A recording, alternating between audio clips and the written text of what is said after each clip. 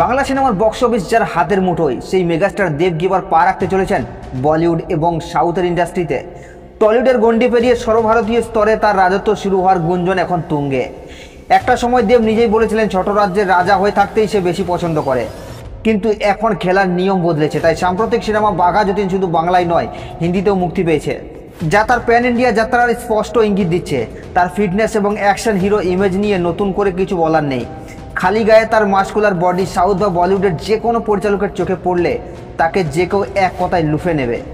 যদিও দেব নিজে এখনও কোনো আনুষ্ঠানিক ঘোষণা করেনি, তবে তার সাম্প্রতিক কাজকর্ম এবং বৃহত্তর ক্যানভাসের সিনেমার প্রতি ঝোঁক এক নতুন সম্ভাবনার দিকে ইঙ্গিত করছে। অতীতের বলিউডের প্রস্তাব ফিরিয়ে দিলেও এখন সময় বদলেছে এবং দর্শকরা চায় নিজেদের প্রিয় তারকাকে সারা দেশের মঞ্চে দেখতে। তাহলে কি আমরা খুব শীঘ্রই দেবকে একটি বড় প্যান ইন্ডিয়া মুভিতে প্রধান চরিত্রে দেখতে পেতে চলেছি?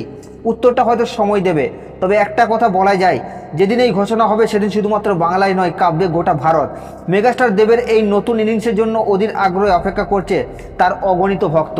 কিন্তু আমার মনে হয় দেবদা কিন্তু খুব শিগগিরই প্যান ইন্ডিয়া বা সাউথে কাজ করবে, এবং যারা দেবদাকে নিয়ে অনেক রকমের খিল্লি করে তারা শুধু সময়ের অপেক্ষায় বসে থাকুক, কারণ দেব শুধু একটা নাম নয় ভাই, একটা ব্র্যান্ড, এবং মেগাস্টার দেব এরপর পুরো ইন্ডিয়া কাঁপাবে।